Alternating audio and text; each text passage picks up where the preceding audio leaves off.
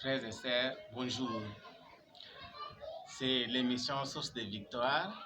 C'est une émission qui nous aide, vous et nous, à partager sur certains problèmes qui dérangent les gens, qui nous dérangent nous tous. Nous avons voulu partager avec vous, avec un homme de Dieu, le prophète Jérémie. Frère, prophète Jérémie, bonjour. Bonjour, Papa Jean-Pierre. Bon, aujourd'hui, qu'est-ce que vous nous amenez? Merci beaucoup, Papa Jean-Pierre. Que Dieu te bénisse. Amen. Bonjour à tous. Tout le monde qui est en train de nous suivre, que Dieu vous bénisse. Soyez bénis et vos maisons soient bénies. Je vais parler sur les problèmes qui touchent les gens.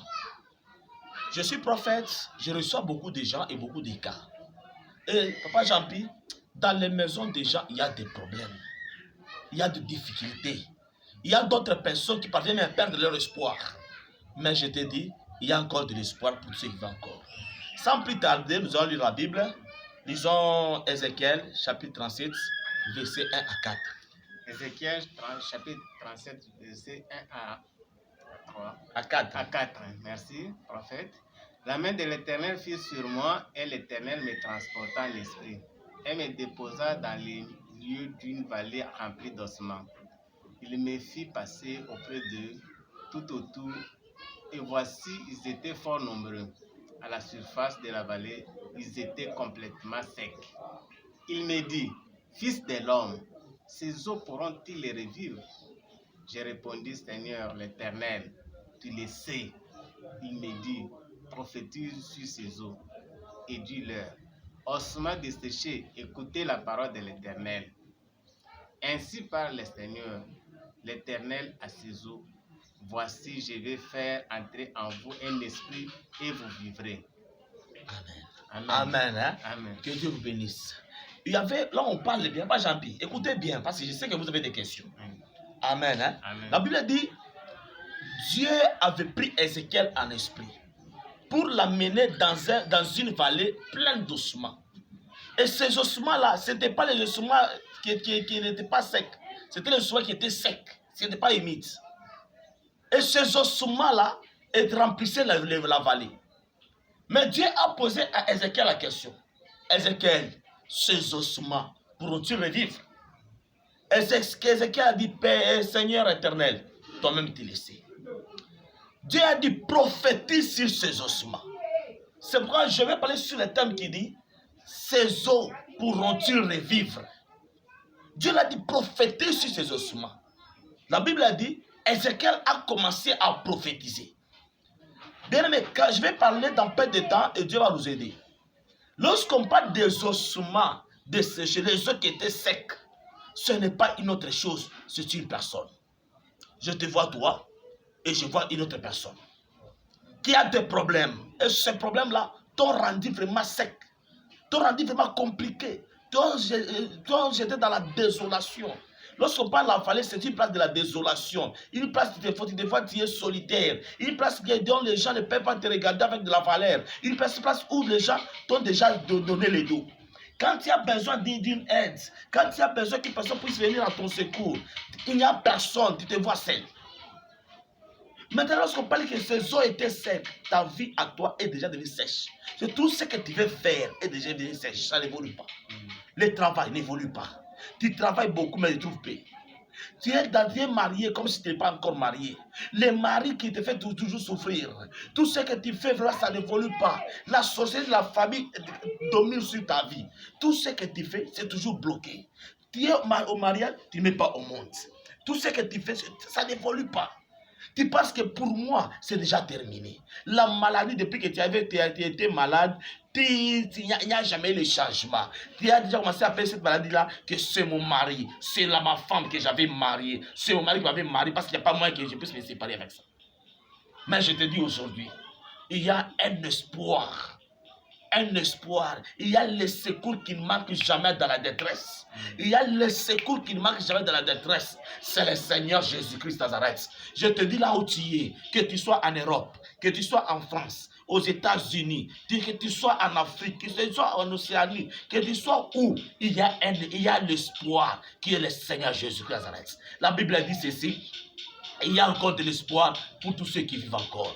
Quel que soit, on avait été à la maladie qu'on appelle le myome, le fibrome, des complications. Tu penses que non, non, pour moi, il n'y a pas de changement. Je te présente la personne de Jésus-Christ. Et cette personne n'a jamais échoué. Et cette personne, partout où elle marchait, et guérissait les malades, marchait de succès en succès, de gloire en gloire. C'est pourquoi je te dis, nous sommes plus que vainqueurs par celui qui nous a aimés. Quel que soit ton problème, ne dépasse pas Jésus-Christ. Quelles que soient les difficultés, ça ne dépasse pas Jésus-Christ. Quand Dieu avait vu ça, il a dit, ces eaux pourront-ils revivre? Ces eaux qui avaient été jetées dans la vallée, pourront-ils revivre? Est-ce qu'ils peuvent encore revenir? Bien aimé, ta situation que tu as là peut changer un jour. Tes difficultés que tu as là peuvent changer un jour. Les mariages, les fidélités de ton mari, les fidélités de ta femme peuvent changer un jour. Alléluia. Amen. Que Dieu te bénisse encore. Je te dis aujourd'hui, crois seulement, tu verras la gloire de Dieu. Crois seulement, les problèmes vont changer. Les difficultés vont changer. Il est le Seigneur, il est le Dieu qui donne la solution. Une personne me dire, prophète, pour moi c'est déjà fini. Pour moi il n'y a pas encore d'espoir. Parce que mes parents m'ont abandonné. Parce que je n'ai pas de travail. Parce que c'est cela. Je l'ai dit, mon frère, ne perds pas encore l'espoir. Il y a l'étoile du matin. Il y a le soleil de justice qui va s'élever sur toi. Et il s'est donné à la prière. On a fait des prières. On a fait des délivrances. Moi, Jean-Pierre, avec le temps, je vais parler sur la délivrance. Et la délivrance, là, sera automatiquement. Même si tu es quelque part, je vais prier pour toi, tu seras délivré. J'ai poursuivi la prière avec cet homme-là. Ce garçon-là s'est déjà retrouvé bien. Sa vie a déjà changé. Je te dis une chose, ne perds pas encore l'espoir. Il y a quelqu'un qui est là, le Seigneur Jésus-Christ. Il va terminer ton problème. Tu auras la solution à ton problème. Les défis vont terminer. Même si ton mari ne change jamais, mais il n'y a jamais eu quelqu'un qui s'est croisé avec Jésus et resté le même. Même s'il y avait des difficultés, il n'y a jamais eu quelqu'un qui s'est déjà croisé avec Jésus. Les difficultés ne sont pas finies. Aujourd'hui, je te dis, tu étais déjà abandonné. Tu n'avais pas encore de valeur. On t'avait rejeté. Mais il y a celui qui connaît ta valeur, c'est le Seigneur Jésus-Christ. Il y a celui qui connaît ton importance, c'est le Seigneur Jésus-Christ. Il y a celui qui te connaît, celui qui t'avait créé. Il est capable de tout. Jésus-Christ Nazareth, il doit faire quelque chose dans ta vie. Je n'ai pas beaucoup de choses à dire. Je n'ai pas beaucoup de choses à dire, mais je vais te dire, il y a encore l'espoir. Ne perds pas l'espoir, il y a encore l'espoir. La Bible dit ceci, invoque-moi les jours de ta détresse. Je t'exaucerai, je te répondrai, et toi tu me glorifieras. Dieu est là, il va agir. Et là, il va faire le miracle. Mais le problème c'est quoi? C'est toi de croire seulement, et Dieu va t'aider. Dieu a dit prophétise sur ces eaux. Les eaux qui avaient perdu l'espoir, Dieu a dit il faut prophétiser. Aujourd'hui, je vais prophétiser sur toi. Les difficultés vont changer, vont finir. La maladie va finir. Quel que soit tu es où, tu auras la solution. Que Dieu vous bénisse. Amen. Je ne sais pas s'il y a des questions. Oui, prophète, vous avez dit, ces ossements peuvent-ils vivre? Vous avez bien expliqué, ces ossements, ce sont les difficultés. Ces ossements peuvent-ils revivre? Oui. Ces os-là vivaient. Mais après avoir vécu, ils étaient morts, on les a jetés dans la vallée.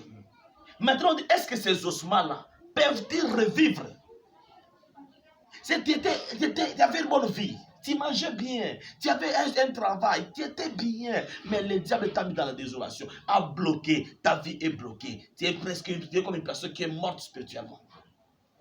Mais est-ce que ces ossements, ces os-là, pourront-ils revivre? Est-ce que ta souffrance-là peut changer un jour, revenir à la joie, à la bénédiction que Dieu t'avait donnée depuis la fondation du monde? Parce que tel que nous sommes tous, nous avons des bénédictions, nous avons des promesses. Dieu nous avait créés pour être bénis, pour vivre sa gloire. Mais il y a l'imposition du diable qui t'a imposé à cette vie-là. Papa, sors dans cette imposition-là. Dès que je refuse cette imposition ici, ce n'est pas pour moi, ça ne m'appartient pas. Il y a, prophète, il y a des gens qui disent, nous avons toujours entendu ces choses-là, et confiance, comment garder confiance en Dieu lorsque tout ne marche pas, lorsque tu as trop de problèmes qui n'évoluent pas, qui ne changent pas, comment on peut garder l'espoir que ça va aller? Premièrement, il faut que tu puisses passer par la délivrance. Tu as pris de regarder l'espoir, les choses n'évoluent pas. Il y a quelque chose qui a été posé par l'esprit. Il faut passer par la délivrance. Si tu es délivré, les choses vont marcher facilement. Papa Jean-Pierre, il y a d'autres personnes, parce que je ne suis pas entré dans la profondeur. Dans une autre émission, on va dans la profondeur. Lorsqu'on a mis quelqu'un dans la vallée, c'est dans le désespoir. Oui. Là, on l'a mis dans une désolation. Là, on l'a mis là-bas. Il y a d'autres personnes physiquement sont en train de marcher, mais sur le plan spirituel, ils sont liés quelque part. Physiquement, ils sont bien, ils marchent bien, mais sur le plan spirituel, ce sont les esclaves dans le monde des ténèbres. Il faut te délivrer, il faut aller te faire sortir là-bas, aller te récupérer ton âme, là on a déjà lié, que ton âme la rentre en toi, tu vas évoluer. Tu dis qu'on a confiance, on a confiance. Tu peux avoir confiance, mais si tu n'as pas été délivré, tu n'as pas été récupéré, c'est très difficile pour qu'il puisse évoluer. C'est comme une personne est déjà liée. Si une personne est dans la prison, est-ce qu'elle peut évoluer? Même s'il a confiance, il peut évoluer. Il faut qu'il ait la délivrance. Après, ça va délivrer, les choses vont évoluer. Il faut la délivrance. Que Dieu te bénisse. Amen. Frères et sœurs, comme on ne peut pas prendre trop de temps, aujourd'hui, on se limite à ce niveau. Croyez et confiance en Dieu. Parce que si vous voyez que les choses ne marchent pas, passez voir un homme de Dieu, il va vous faire la délivrance et les choses vont marcher avec l'aide du Tout-Puissant, avec l'aide de Jésus-Christ qui est mort pour nous et ressuscité pour nous donner la vie. Nous vous disons merci. C'est fini pour aujourd'hui.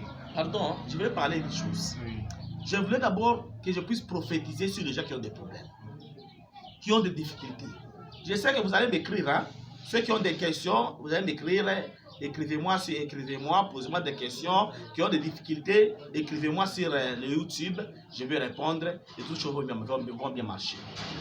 Amen. Je vais prophétiser. Si tu es malade, si tu as des problèmes, sois concentré. Si tu as des difficultés, sois concentré. Seigneur, je prophétise en tant que prophète. Comme tu avais pris Ézéchiel, il a donné l'ordre de prophétiser. Il m'a donné aussi cet ordre-là. Je prophétise. Tout celui qui a des difficultés, que les difficultés terminent. Tout celui qui a des problèmes, que la solution entre dans leur vie. Tout celui qui est possédé, que la possession sorte. Au nom puissant de Jésus-Christ, que tout le monde témoigne ta grandeur. Au nom de Jésus-Christ. Amen. Amen.